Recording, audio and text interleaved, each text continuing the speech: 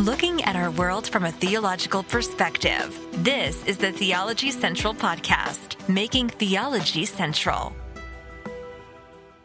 Good morning, everyone. It is Monday, July the 12th, 2021. It is currently 11:07 a.m. Central Time.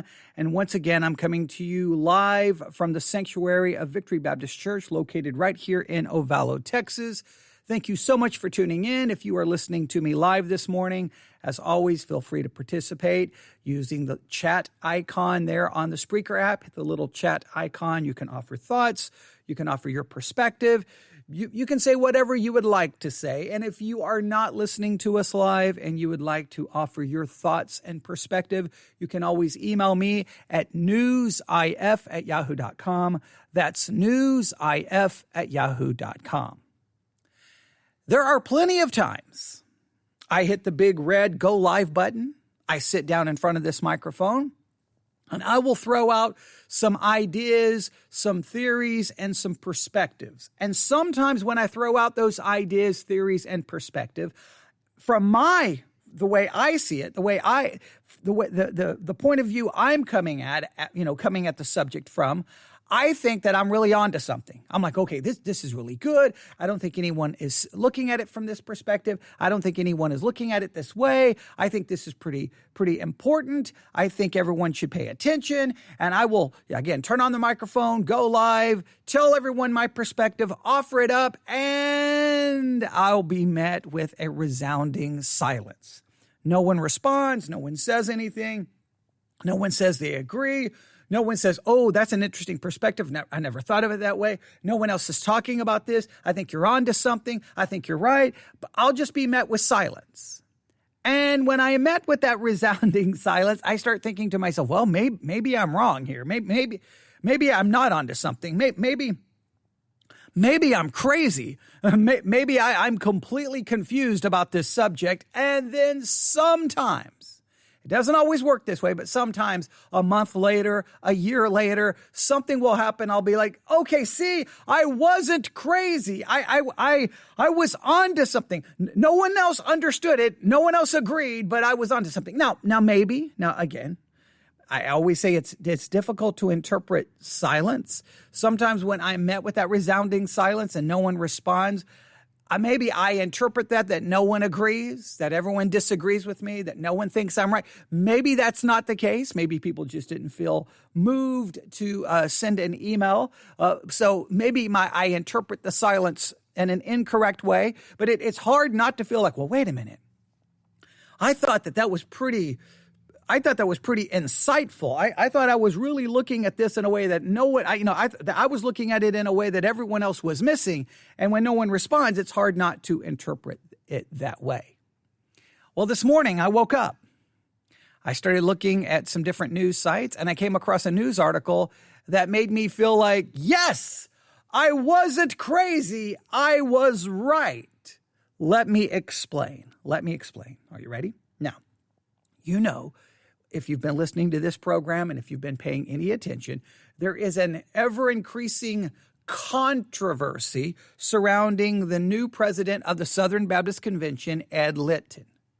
Ed Litton appears to have plagiarized countless sermons that were originally preached by J.D. Greear.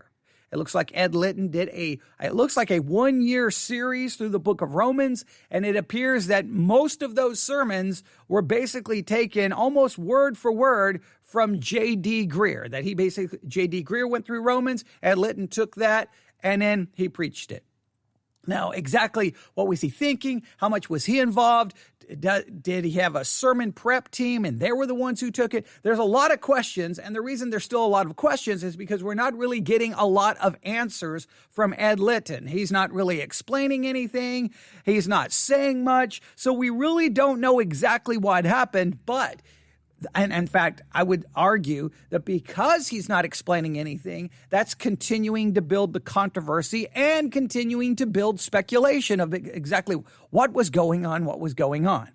Well, I turned on the microphone and did some programs talking about Ed Litton, sermon plagiarism, and that type of thing. But I offered a new perspective.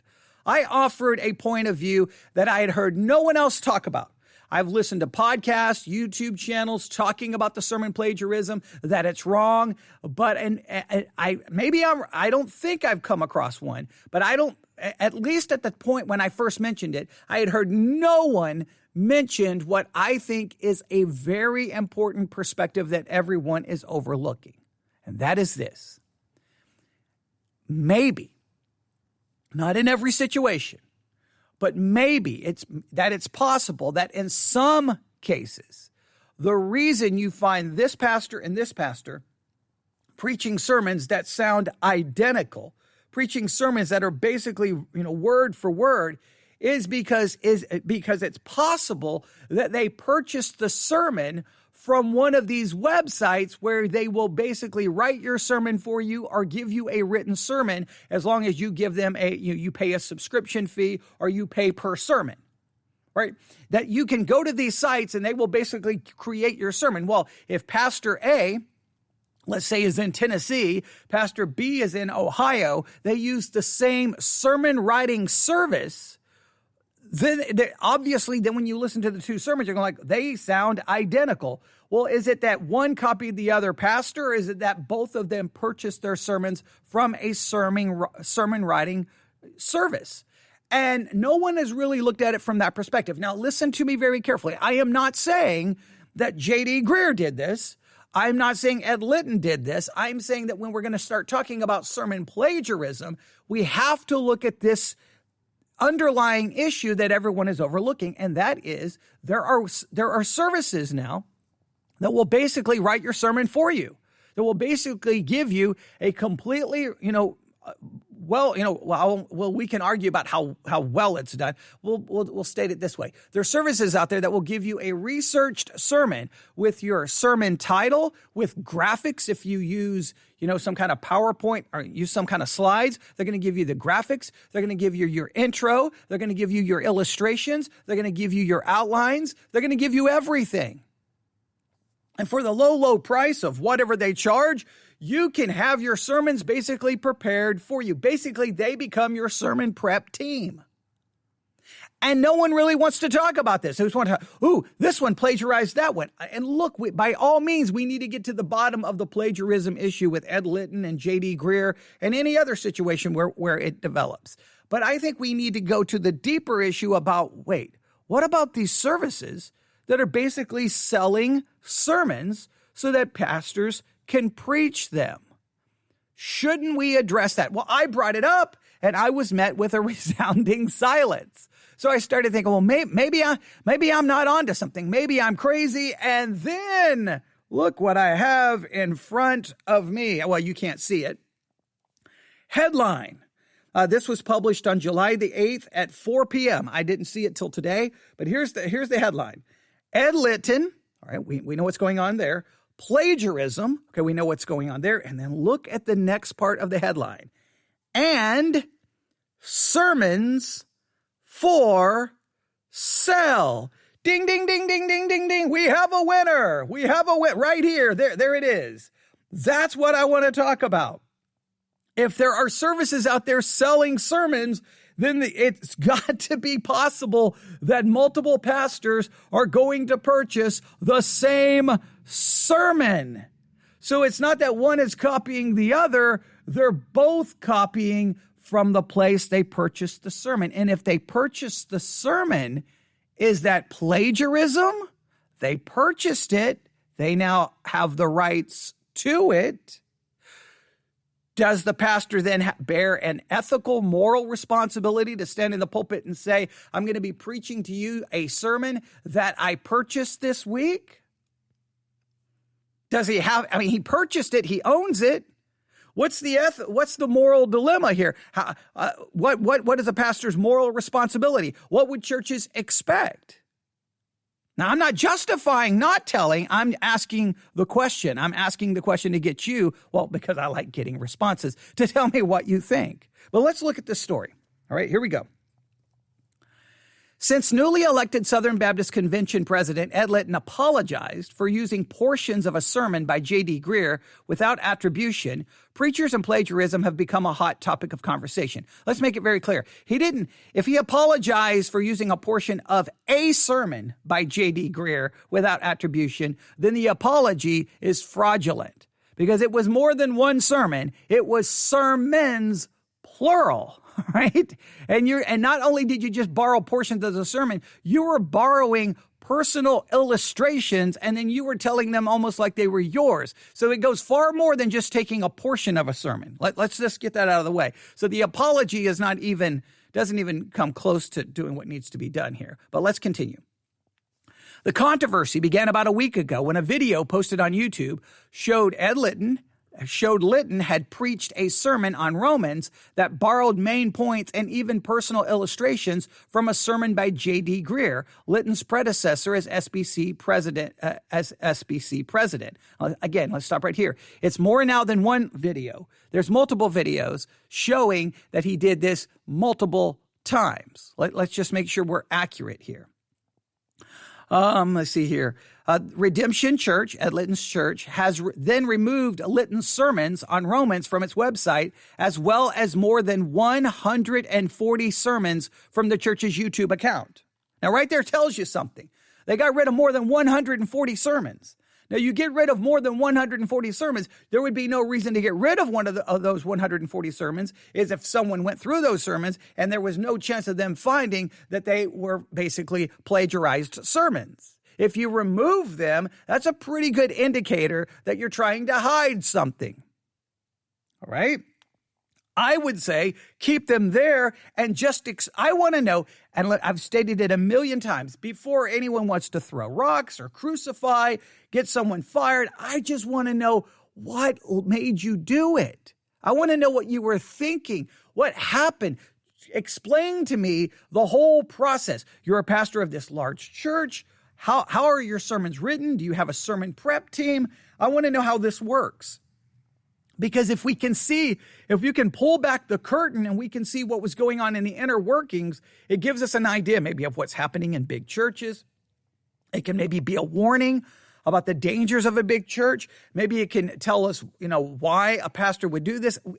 Those are the kinds of things we really, really, really want to know. I don't want to just, you plagiarize, stone the heathen. I want to be like, you plagiarize. Now, heathen, tell us what was going on. I want to know. I really, really, really, really do. I want to sit down, interview with Ed Litton to go, and just an open, honest, look, here's the situation, okay? Look, I'm a pastor of a large church. I may come across as a great communicator, but I may be a great communicator, but I am a horrible sermon writer. All right? So if you give me a sermon, I can communicate. Now, you could argue how well a communicator Ed Litton is or isn't, but I'm just saying, so I can't write sermons. I can communicate, but I can't write sermons. Okay. So what's going on here? Why can't you? Should you be a pastor if you can't write a sermon? Tell me what's going. I want to know the inner workings because it's a warning for me. It's a warning for anyone. It's a warning for everyone. It gives us insight. It would be an opportunity for all churches to stop and go, time out. Okay, look, pastors are doing this because churches have created a dynamic where the pastor doesn't have any time to actually work on sermons. He's doing all of these other things. He's basically becoming a CEO of a business instead of a pastor whose focus is the Word of God. Maybe that would be a revelation that would be important to see. But right now, all we get a little bit of an apology that's not accurate, and then they just delete 140 sermons, more than 140 sermons. The backlash, especially among supporters of Litton's former challenger for the SBC president, Pastor Mike Stone. So the backlash there was a strong backlash, all right? Strong backlash. When I say a strong backlash, I should state this. I think it's been a strong backlash by a minority. I think the majority of people don't seem to care or don't even know this is going on. So I would say it's a loud minority that backlash has been strong and vocal. Tom Askell, director of Founders Ministry, tweeted, "All you defenders of Ed Litton, if you truly love him, encourage him to get off this God-dishonoring road. May God have mercy on him and his church." Other Lytton critics launched a petition demanding that Lytton resign. To date, the petition has about 550 signatures. I want you to hear that. 550. That's nothing. 550 signatures, that's insignificant. The SBC is not even going to yawn at that. They're not even going to, now if it was 5,550, then the SBC may go, oh, we've got a problem. There's a very high probability. The sermons get deleted, this all goes away, and within a week or two, maybe 3 weeks, everyone's moved on, and the plagiarizing scandal of 2021, Sermongate 2021, will be something in someone's distant memory. And that's sad, but I think that's where it's going to go. But let me state it again. There is a deeper issue here than just plagiarism. It's these sermon writing sites. That's what I want to get to, right? But let's continue. Yet it appears, this is one of the articles this is the first article I've seen that goes beyond the ad Lytton and plagiarism. Now follow what they do here. Yet it appears Lytton's practice of using other people's sermons is surprisingly common. So is the practice of offering one's sermons for use, something both Mike Stone and J.D. Greer have done. All right, so it seems common that a lot of people are using other people's sermons without any attribution, basically plagiarism. But there's something else going on. I'm going to call it there's a sermon industry. There is a sermon industry where people who get a little bit of name recognition, a little bit of celebrity pastor status, takes their sermons and can offer them up for other people to use. Now, do they just offer them up for other people to use free of charge? Or do they offer them up for other people to use and you pay money to get them? Now, if that's the case, the situation takes on a whole new level of moral, ethical dilemma and questions. All right, let's see what happens here. Stone and Greer's sermons are available on sermonsearch.com. Sermonsearch.com, which says it offers 30,000 plus outlines and 10,000 free sermon illustrations from top Christian pastors and communicators. Other contributors at sermonsearch.com include Rick Warren, Andy Stanley, and they name some other individuals here. According to Outreach Media Group, Sermon Central, right? Sermon Central. So we got sermonsearch.com and sermoncentral.com has more than 1 million monthly visitors and more than 10 million monthly page views. The site offers free resources as well as, are you ready for it? A subscription plan that provides additional sermon illustrations and videos. So you pay a subscription and you are going to be given a sermon. Now, I'm going to check something here. They got sermonsearch.com because I want to make sure we are 100% accurate here. Sermonsearch.com. All right, maybe if I spelled that right.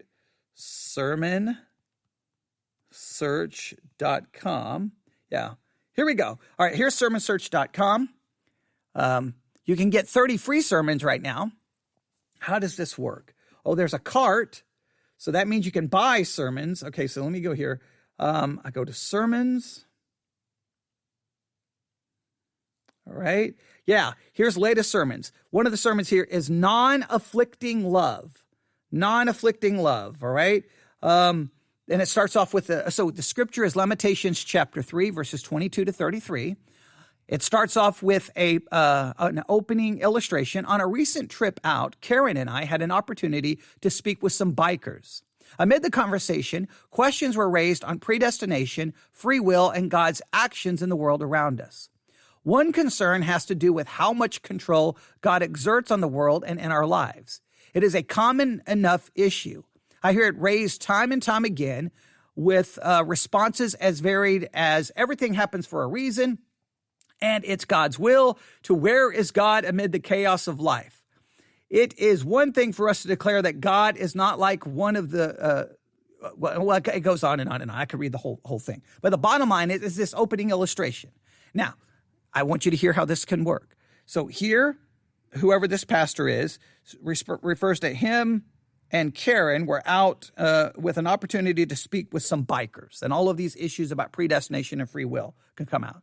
Now, a pastor could take that personal illustration, and I hate to say this, they could basically make up a story and say, hey, I was out the other day and I was talking to these bikers and these questions about predestination and free will came up, and you start going through basically using the same illustration.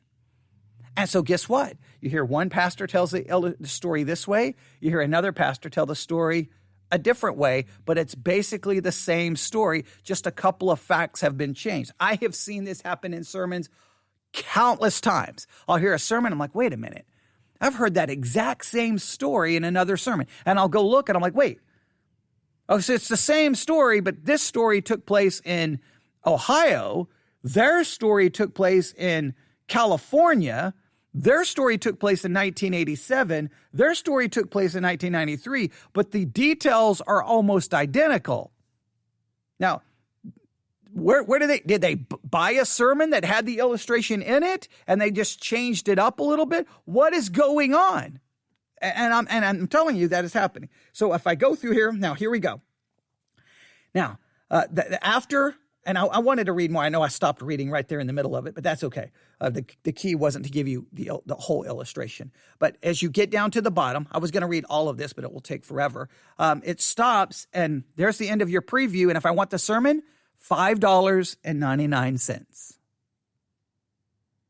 So for $6, I can buy a sermon.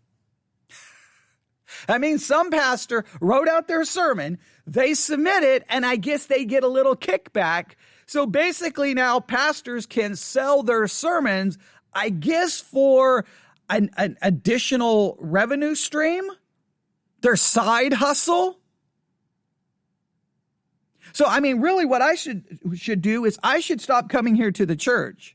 And I should stop sitting here doing podcast episodes. I really do. I should stop doing, Bible study exercises. I should stop doing this because I could literally come to this church, sit at this table with this laptop, and I could just start writing sermon after sermon. All those Bible study exercises I do, I could just write them out as sermons, right? I could be knocking out, I could write out sermons all day. I don't even know how many sermons I could write in a day. I could probably knock maybe 10, maybe 20. I think I could get the basic outline. I could get the basic conclusion. I could make the basic points. That opening illustration, I'm not very good at those. So that may slow me down depending on how I want to structure them, but I could probably structure them and I could probably make a little bit of money here. I mean, what am I doing? Now, of course, the fact that I'm nobody would probably greatly hurt, but you know what I bet happens? People go and there's a search bar. They are searching for, I want to preach on Matthew chapter 5, and they do a search for sermons on Matthew chapter 5. So what you would want to do is you would want to give your sermons very catchy titles so that when people are searching and they see your title, they're like, oh, that's interesting. And you got to make sure that the preview section is really going to get their attention, and then you just have your content. Because all you got to do is you got to just hook them in with your preview. Right? You got to hook them in. And if you hook them in with the preview, then they're going to spend $6 to get your sermon that they'll then be preached. You don't know who's buying your sermons. It's going to be preached in some church somewhere, and it may sound very similar to yours. Well, guess what? Someone hears my sermon and hears their sermon. They could think that someone plagiarized someone. It wasn't plagiarism. They literally purchased the sermon. Now, I guess in some sense it is plagiarism, but they purchased it. They own the rights to it. What do you do there? So there's sermonsearch.com. There's sermonsearch.com. There is also sermoncentral.com. Sermoncentral.com. Now, Sermon Central, here's one, the Bible and abortion. All right. Let's see here.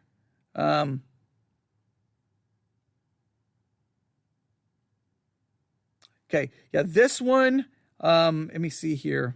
I'm looking. Okay, to get basically access to this, I have to subscribe to what they call Sermon Central Pro. Sermon Central Pro. And with Pro, I can get slides, I can get graphics, I can get the sermon in a Word document. So they're going to give me all kinds of access to different things. And if I go to, it's $15 a month. So for $15 a month, I can unlock preaching slides. I can get access to all sermons. I can get pro illustrations. I can copy and paste sermons. I can view sermons on one page. I have access to sermon collections. So like if I want to preach on Romans, I can just type in Romans and it'll give me a complete series on the book of Romans. So then I can preach through Romans using one of these series. I basically have access to the whole series, and I just take it and I can have the slides and everything. It does all the work for me. So those are two services, search.com and sermoncentral.com. All right. Now, I'm going to go back to the story. According to Outreach Media Group, sermoncentral.com has more than 1 million monthly visitors. I want you to hear that. Every month, 1 million visitors come to sermoncentral.com. Now, let me tell you, those are not people sitting there looking to read a sermon, purchase. No, those are people, I guarantee you, looking to purchase sermons to preach them. Or Sunday school teachers looking. They have more than 10 million monthly page views. The site offers free resources as well as a subscription plan that provides additional sermon illustrations and videos. And this is kind of the advertisement. You'll write powerful and fresh messages every week with our preparation tools on a number of sermon topics, including expository preaching, the site boasts. Yeah, you're going to write powerful sermons. Yeah, you're going to write powerful sermons because you're buying someone else's sermons. Now, you may tweak it a little bit, but they're doing the work for you.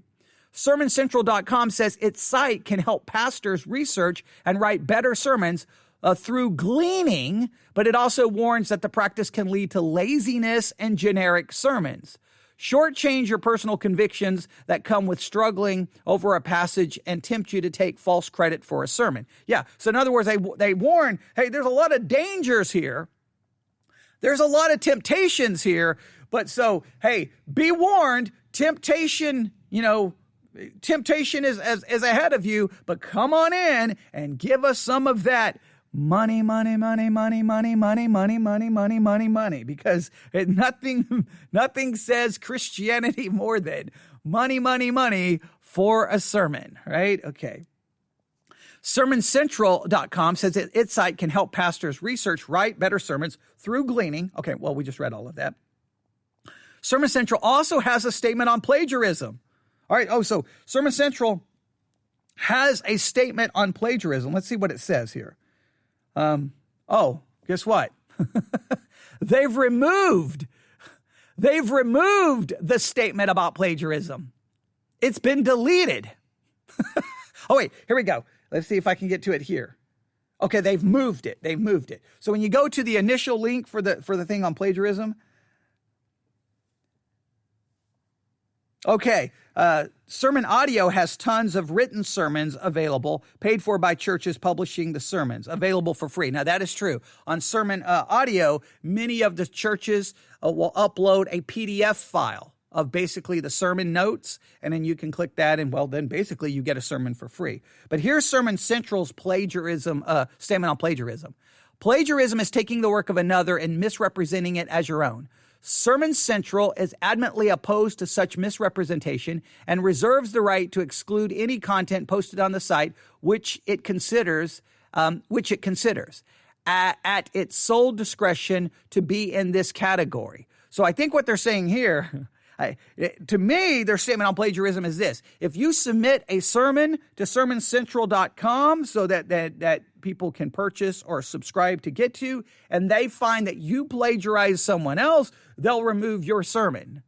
So it seems like it's more about protecting them than about protecting your church from someone plagiarizing. That's what it sounds like here. Furthermore, we reserve the right to freeze the account of any contributor found to be submitting such material. See, this is about, hey, you cannot submit to us plagiarized sermons. You give us brand new, fresh material. We then put it out there for other people to take and use it. So they're protecting them. They're not really worried about protecting the church. While it's impossible for Sermon Central to monitor proper use of sermon content used in the pulpit, we ask each user to acknowledge the work of others as they use in their preaching. More has been written on this topic in these articles. So they didn't throw at the end, hey, we can't monitor what people do with our content, but hey, please, if you take our content, make sure you give, some kind of credit. Yeah. Okay. Now, let's go back here.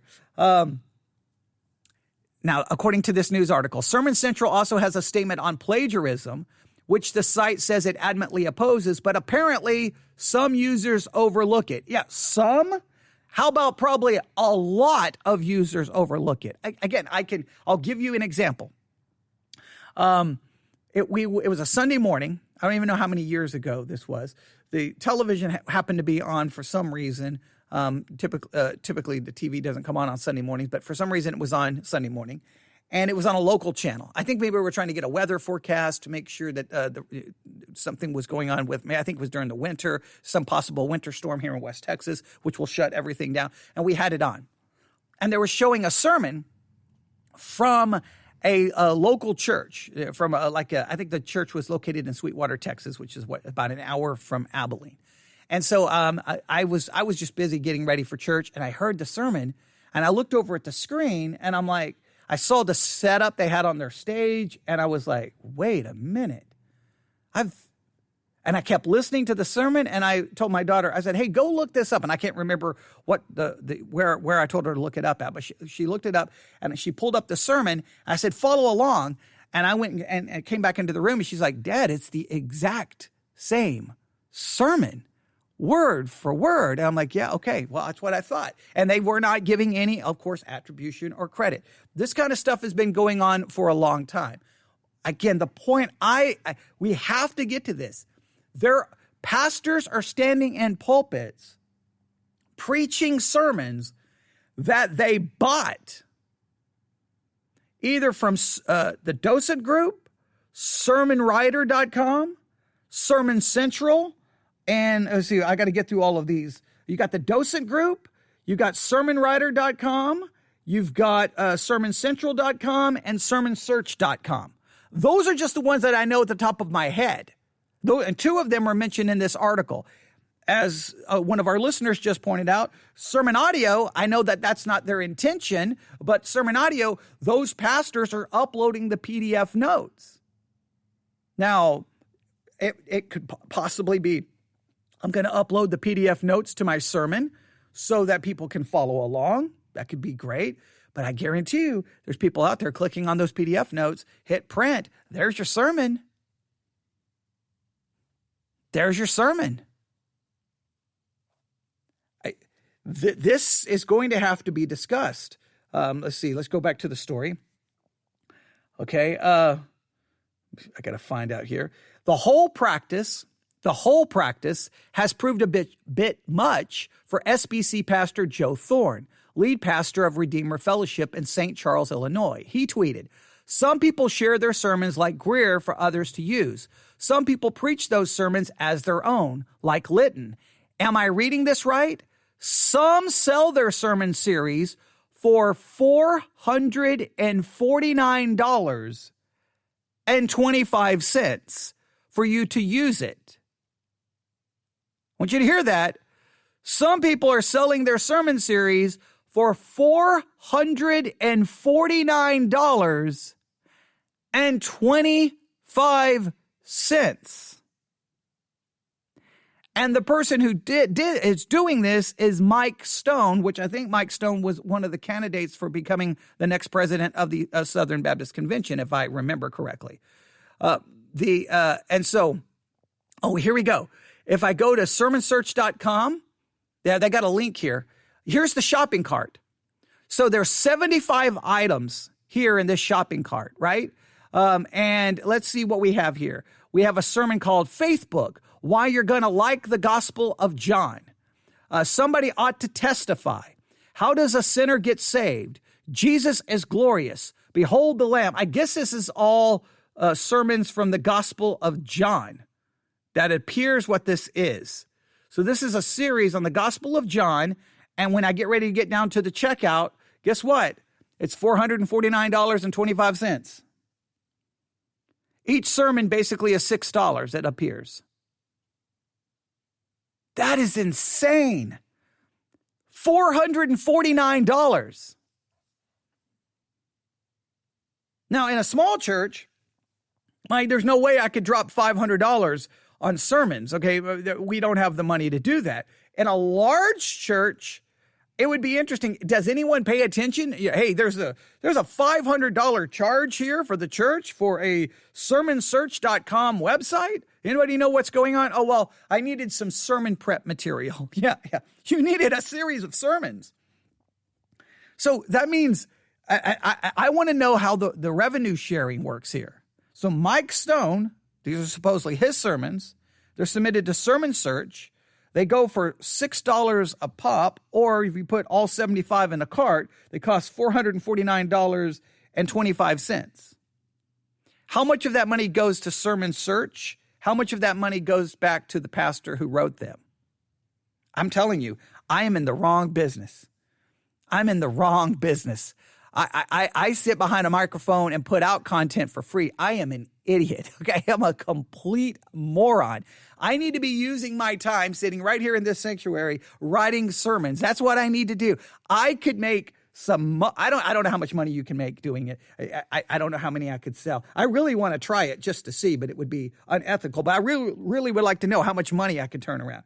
All right, I'm telling you, some of these churches that have sermon prep committees. If your church has a sermon prep committee, by all means, tell your pastor to contact me, and we'll work out a deal. And for a low monthly fee, I'll do a sermon prep for him. Okay, I mean, what a great job! I could get paid for writing sermons. Now, the ethical part is them taking those sermons and preaching that as their own. But I would love. I could do. I would love that. Right, one sermon after another sermon after another sermon. That would be so much fun. And get paid for it. And I went into the wrong business. All right, here we go. The brouhaha in the Southern Baptist Convention isn't the first time plagiarism and borrowed sermon has been an issue for well-known pastors. Other documented cases of plagiarism has involved disgraced celebrity preacher Mark Driscoll, Reverend Bill Shilady, Hillary Clinton's longtime pastor, and Michigan pastor Zach Stewart. Some pastors even self-published books that plagiarized the work of others. Theologian Scott McKnight of Northern Baptist Theological Seminary identified sermon theft as a pastoral issue because people listening think what you have to say is yours unless you tell them otherwise. McKnight says sermons should be more than mere content writing. It's a whole life brought to bear on a text each week for a single 30-minute or so sermon. Well, who's preaching for 30 minutes? Wow, I wish. Yeah. Hey, if you go to a church and your pastor's only preaching for 30 minutes, you're getting ripped off. You are getting ripped off. Okay. Especially if they're getting paid. All right. Now, you may think you're not getting ripped off, but you're getting ripped off. I'm telling you, you're getting ripped off. You need more than 30 minutes of spiritual food. Okay. All right, here we go. It's a shame the preacher, it shames the preacher not to be who or she is in the pulpit and to pretend to be someone else. He added that when a pastor borrows another pastor's sermon but doesn't let the congregation know, he turns the sermon into a canned, deceitful act of creating a false image in front of God's people. All right? Okay, and that's all they said. They go on and offer a little bit more, but the bottom line is, let me state it again. I know that a lot of people may think that I'm not onto anything here. I think this is the time the curtain has to be pulled back, and we need to know, okay, is your church, is your pastor buying sermons? Is your pastor's sermons not being really put together by him, but they're coming from Sermon Central, Sermon Search, Docent Group, or Sermon Writer? Is your pastor paying a monthly subscription fee to get those sermons? Now, let me make it very clear. There's a correct way to use these services, and there's a wrong way to use those services. For example, in fact, I may try to do this, all right? I may go on sermonaudio.com. I may try this, all right? I'm going to look around for some sermons that have a PDF file. I'm going to take that PDF file, right? I'm going to take one, and I'm going to see if I can then take the PDF file and formulate my own sermon being taken from the PDF file. Well, here's a good example. I didn't have a PDF file, but I kind of did this. I told everyone when I did my sermon on the 3 appetites that I heard a sermon on Sermon Audio called 3 Appetites, and then I was taking from that, and then I went in my own direction. You can do that. Like, you can have a PDF file there and go, okay, so here's the title of their sermon. I would have to look at the PDF files. I don't think I've ever looked at one. I'm assuming that they probably have their opening illustration. You can look at the illustration. I'm assuming they give you the basic outline, and you could look at that and go, okay, all right, that's an interesting approach to the text. You could use it as a commentary. So there is a right way. You could subscribe to Sermon Search, Sermon Central. You could you could grab some of these sermons and look, okay, what did they do here? Okay, that's interesting. Okay, and then before you're done, it so transforms what the original sermon was that there's no question that it's yours. It's no question that it's you. It's no question that you spent time with the text trying to figure this out, and it's turned into something unique. The basic structure may be the same, but it's still yours. So there are some of these things can be used as resources to help someone formulate their sermon, formulate their Sunday school lesson. I've stated it before. I cannot stand. I used to hate when I went to churches, and I would walk into Sunday school, and it became within 5 seconds. I was like, oh no, that Sunday school teacher did not do any actual work. They're using the quarterly little booklet, and they're just teaching the booklet, and almost like reading word for. And it's like they're not really offering anything. Now, I know sometimes people get put in a Sunday school class and they aren't really apt to teach, and they don't really have a lot of choices, but it's just like, come on, even if you're not good at teaching, which I understand. Yeah. Okay. There you go. Will is also stating here that Grace to You has every one of MacArthur's sermons written out for download. That is true. And I have definitely heard a lot of MacArthur sermons preached in churches. Like, I've literally been in churches, and I looked over at my wife like, we're hearing MacArthur's sermon on 1 Corinthians chapter 3. Okay, this is literally MacArthur's sermon. And then I go home, grab the commentary. I'm like, there it is. But in his commentaries, I was pointing out between Sunday school yesterday and the sermon yesterday, there a bunch of the men of the church were standing around the pulpit, and we were talking about sermon plagiarism. And so I tried to explain to them. I had a MacArthur commentary, and I opened it up, and I said, "Look here." And I can't remember which MacArthur commentary, but I opened it up and I said, "Look, here's your title. Here's the opening illustration." And I said, "Now look, it's all broken down. See these points? That becomes the points of the sermon." I said, "That's easy to do. That's easy to do." I said, now it's one thing to take his structure. It's one thing even to take the major points he gives each section. And then you take that and then you work it and work it and work it and work it. And then it transforms into something that's uniquely yours, even though it was greatly inspired by what they did. But so many times it just becomes the sermon. It's just easy to do. But back to the Sunday school teachers. Sometimes I feel bad because if a Sunday school teacher is throwing in there and they don't have the ability to teach, they need someone to mentor them, right? And say, look. Okay, I know you don't feel really strong about doing this, and I know you've got that Sunday school quarterly right here. I know you've got that curriculum, but here's the thing. Live with that curriculum for the week. Live with it. Read it. Look over it. Read it. Look at the text. Read it. And then formulate your own, like it's borrowed from that, but it becomes something uniquely yours, even though you may be borrowing from some of the structure and some of the things. Now, this gets into a question. Well, if let's say you subscribe to Sermon Central, Sermon Search, one of the sermon writer, and you subscribe. And each week you get, in your email inbox, I don't know when they come in, maybe on a Monday, I don't know when they come in. And here's your sermon. Okay, now you got a week, right? You got a week. Now, if you live with that for a week and you're working on it, you're borrowing, and you end up creating something uniquely yours, what do you have to say? Now, and this is a question for anyone listening, and anyone can email me. How much does the pastor have to reveal about the resources used in the creating of the sermon? Does the pastor have to say, okay, this week I got my email from sermonsearch.com, and here was the basic, and they gave me the basic structure and outline, and from that I took it, and what you're going to get is do they have to go through the whole process? Do we have to say, okay, this week I looked at 4 commentaries, and do you have to mention all of that? Like, I don't know how much what do you have to mention? What do you not have to mention, right? Do you need a, basically a footnote after every, paragraph? Okay, well, part of that came now, and direct quotes, obviously you've got to give attribution. You've got to say it came from a commentary or something. Again, that's why I tend to just bring what I'm using to the pulpit. I just bring it all. I'll have, like laying around the pulpit, there may be 4, 5, 6 books. And if I'm going to quote from something, I typically just pick up the book.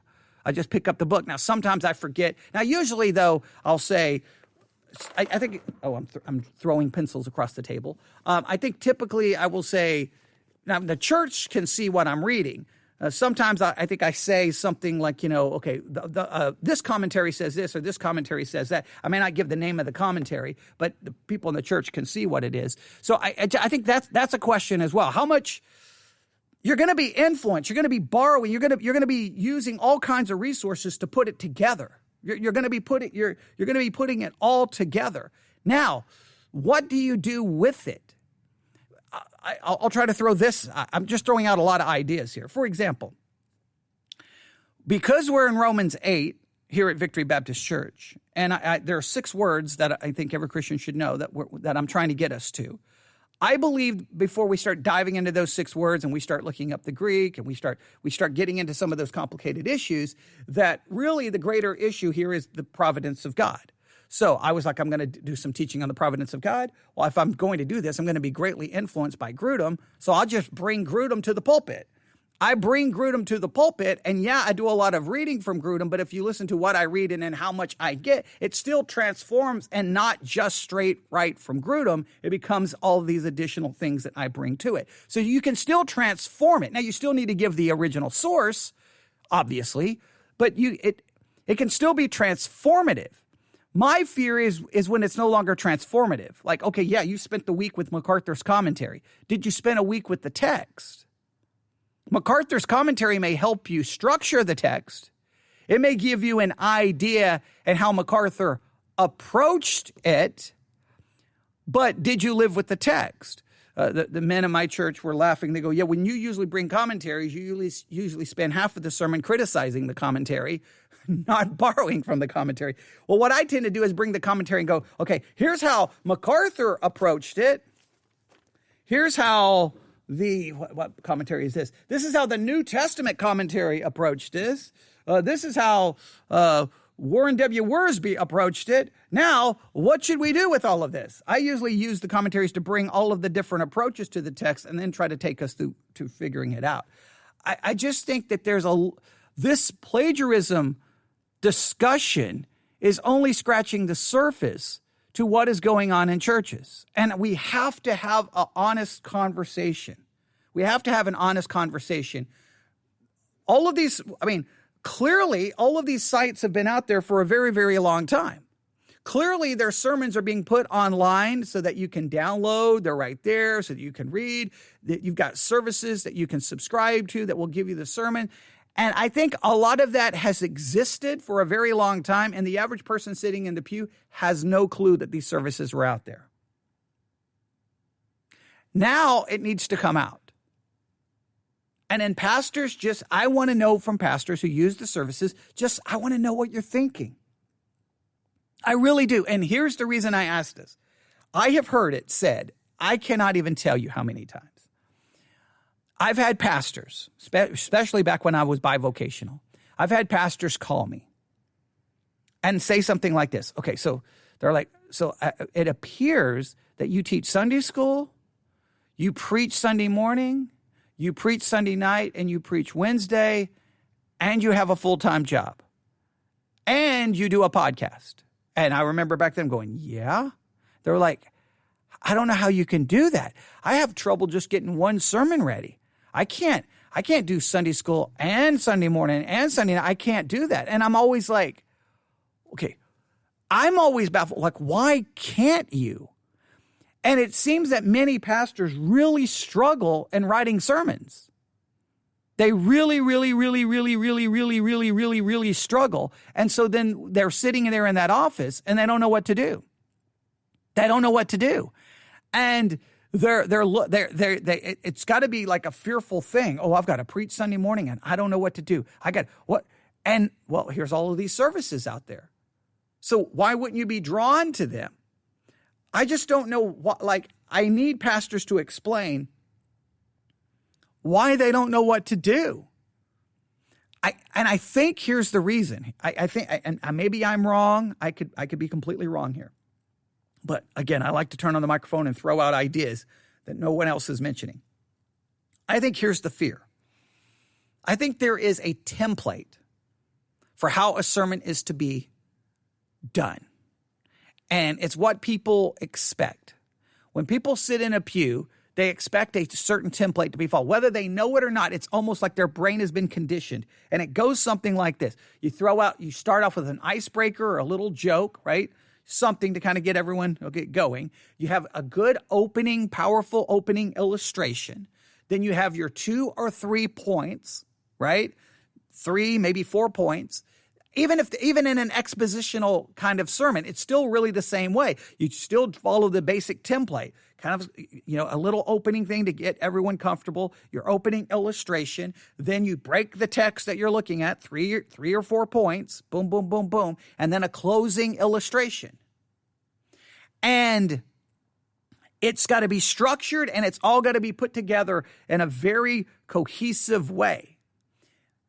And I believe that if you live and die with that template, maybe it becomes harder to always have a sermon structured. But my thing is that preaching is really taking the text and putting it before the people and I think it should be bringing them into the process of learning and studying. And if you allow yourself a little bit more freedom and being a little bit more creative, you can really turn the pulpit into a place where you're really challenging the people and you can just spend time working through the text with the people. It doesn't always have to be so perfect. It's like, do we want actual preaching and teaching, or do we want a canned, well done presentation, almost like a performance art? I'm not there to perform. I'm there to say, all right, people, here, the church, right? We focus, the church is to minister to saints. It's not to entertain anybody. It's to minister. Okay, saints, you're here. Let's open up those Bibles. Let's open up those notebooks. Let's dig in. And then we work together. And we don't always have to just okay, here's, now there still can be points. There still can be an outline, but you're not so structured that it comes across like this nice little canned presentation. And a lot of people like that little canned presentation. A lot of people come to my church and they're like, what in the heck was that? And I get accused all the time. That didn't feel like a sermon. I want a sermon. And I've heard this. I don't want a seminary class. I want a sermon. Well,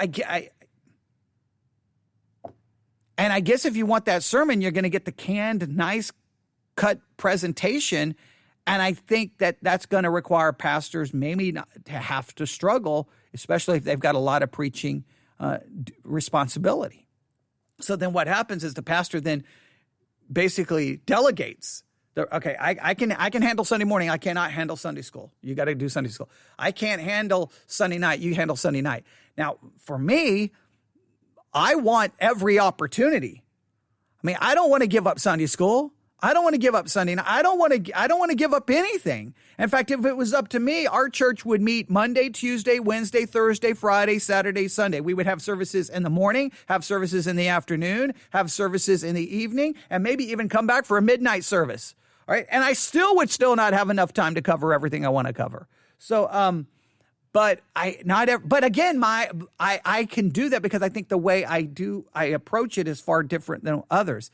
So I think that there's a template, and if you're forced to write it like that template, I think that creates a danger where you're like, I got to know what to do here. I got to know what to do here. We're in Romans. I don't know what to do with this. I need an outline. I need someone to tell me what to do. And you know what happens? This creates churches. Now listen to me. I've tried to convince my people. When we made this major transition in this church, it was hard to get my people to understand it.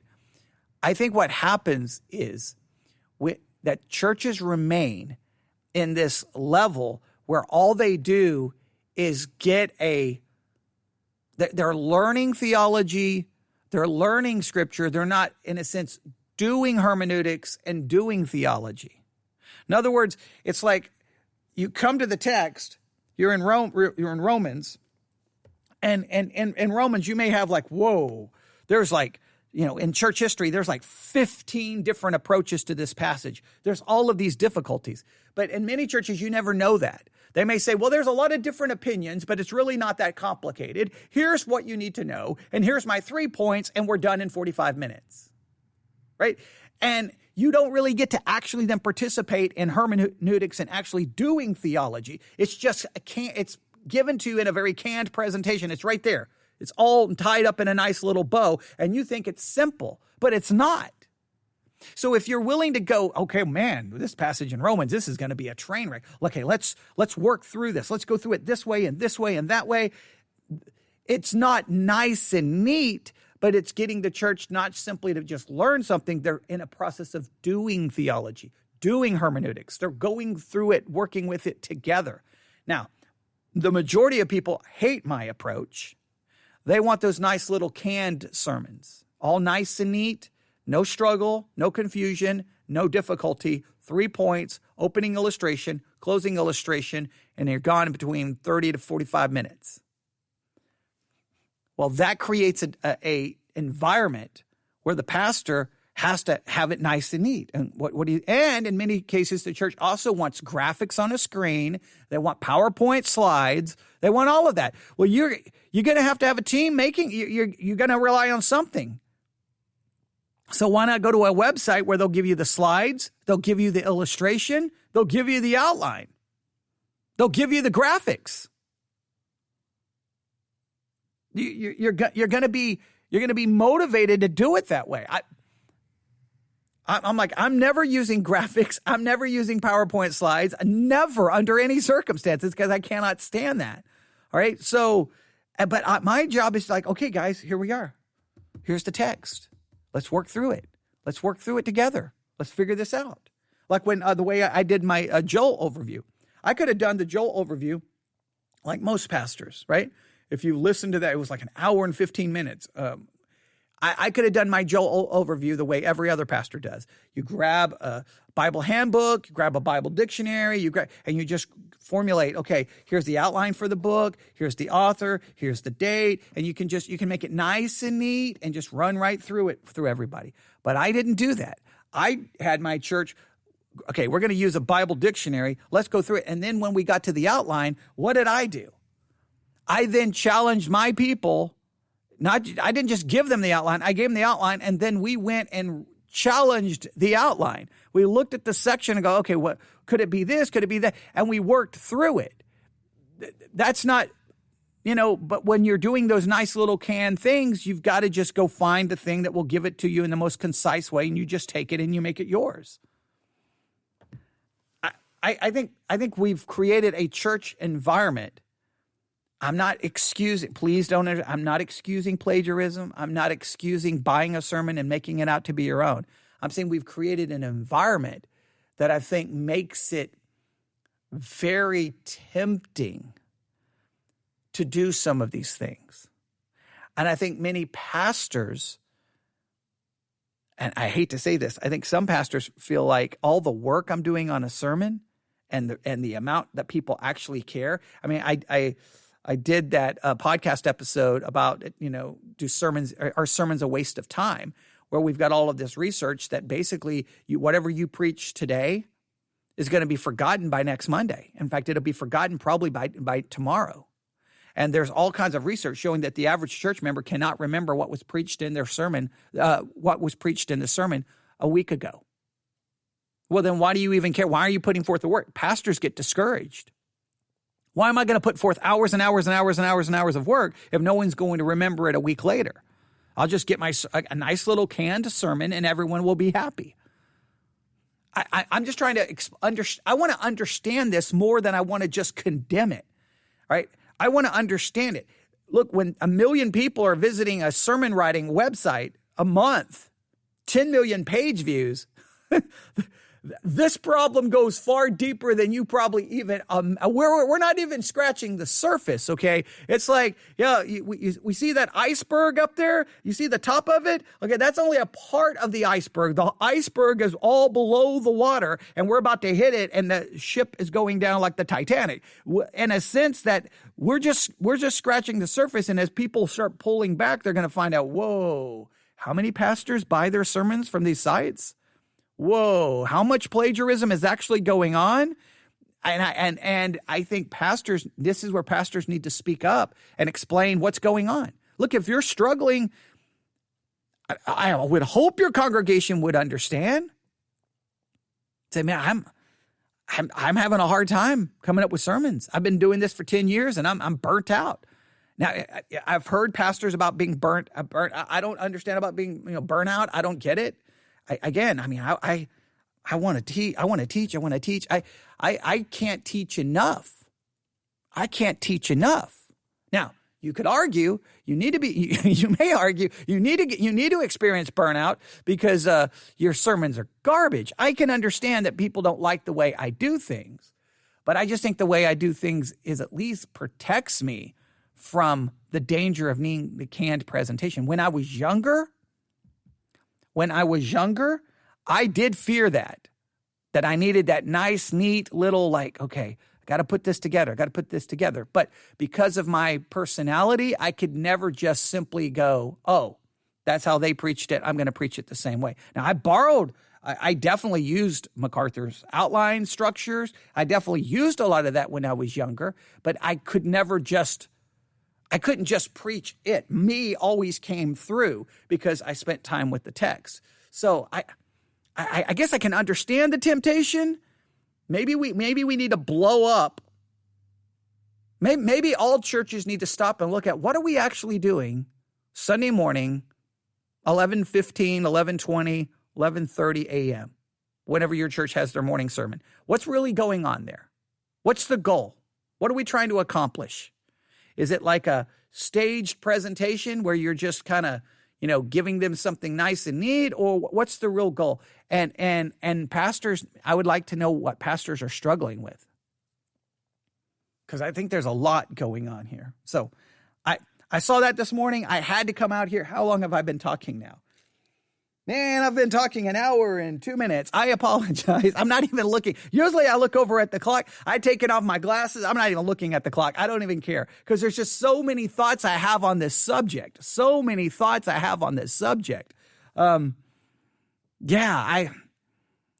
feel bad. I'm so conflicted on all of this. Like, it drives me, like, the plagiarism thing is horrible. Again, to me, the issue with Ed Litton is the Trinity, not the plagiarism. The plagiarism thing, I just want open, honest communication so that I can understand it. Like, there are pastors, I've stated it forever. There are pastors in situations that I'll never be able to relate to. Right? For most of my ministry, I was not, like, if the church stopped paying me, if everyone left and the church ended, I still was going to be taken care of because of the military or whatever. I didn't have to rely on the pay of the church. Well, that gave me a freedom that other pastors don't have. They have to walk on eggshells fearing that, oh man, this happens or this happens, I'm going to be in trouble. And I can't imagine living through some of that. I've heard pastors tell stories of things that they went through in their churches, and I'm like, what in the world? have you experienced? I have experienced very few problems. My problems typically is when people don't usually stick around in my church in the past to cause trouble. They just leave. Because I think it's pretty obvious very quickly that, look, it's not going to work. Problems with me are not going to work. It's like, no, it's just, you're free to go. So why stick around and cause trouble? Just go, just go. It's best sometimes for people to go. It's not a bad thing. Sometimes it's good for people to go. It's better for them. It's better for you. It's better for everyone. So, I feel bad for pastors because there are situations they're in that I just cannot wrap my mind around. I don't understand. And I can't imagine sitting in your office.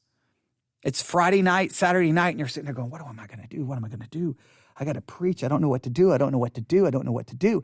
I don't know what to do. And you have that anxiety and that fear, and you've got to step up. And not only do you have to step up, you have to preach in a very specific way, or your people are not going to like it. It's got to be very, that you got to follow that little template. Maybe we need to blow up the template. Maybe we need to blow that completely up. All right?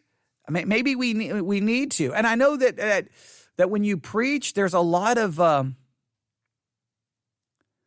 ego involved. Like when I preach, I know that I want people to like it. I want to be told that people like it. I mean, let's just, all pastors need to be honest here. And so when that ego gets involved, you then want to make sure like pastors don't want to stand behind the pulpit and say, hey, let's work this through. Let's work through this text together, and may come across like they don't have the answers or that they mess up here. It's like there's almost a fear. I just think we got to set aside our ego, and let's just say we're real people standing behind the pulpit, and we're going to encourage everyone. We're going to work on the text together. And if we struggle with it and we don't understand something, or if we mess something up, we just acknowledge it and move forward. But there's almost this like, I've got to be perfect, and I've got to do it like a presentation, like a performance. And that is sad. That is sad. Now, there are some pastors out there who they hit home runs. I mean, they step up, and if it's nice, it's neat, it's organized, it's a wonderful presentation. They hit every mark that you're supposed to use as a communicator. Wonderful, but is that what people want, or do they want something more real? So, I think a lot of pastors need to just have conversations with themselves, and maybe with their the pastors need to have maybe conversations with their congregation. Hey, guys, here, I don't know if you know this. This is how I've been getting my sermons. Now, I'm trying to make it in mine, but here's my struggles.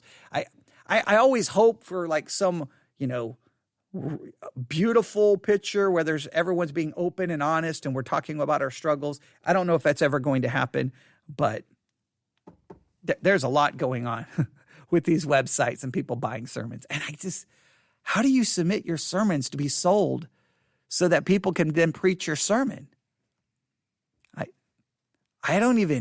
That is crazy. Like, before all of this started, I didn't even realize that big churches had sermon prep teams.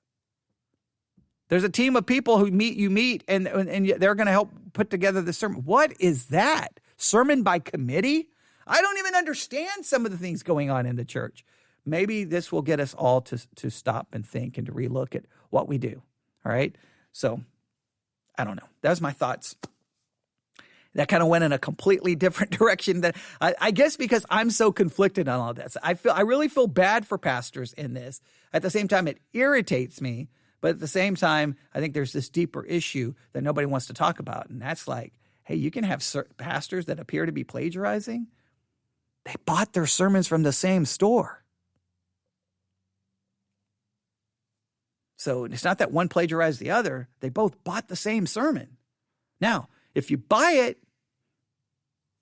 do you have to tell that you need a slide behind you? The following sermon was purchased at sermonsearch.com for $5.99. Do you let everyone know that? These are questions churches are going to have to ask. All right, I'll stop right there. You can email me at newsif@yahoo.com, newsif@yahoo.com. Hey, thanks, Will, for your participation. And I am going to look at some of the PDF files and sermon audio. That is an interesting, I never even thought of that as like oh, this could be a source for someone's sermon. But then I think about it, I'll hear sermons on sermon audio, and I'll be like, oh, there was a sermon preached on, 2 sermons preached on sermon audio recently, because I just subscribed to their MP3 feed.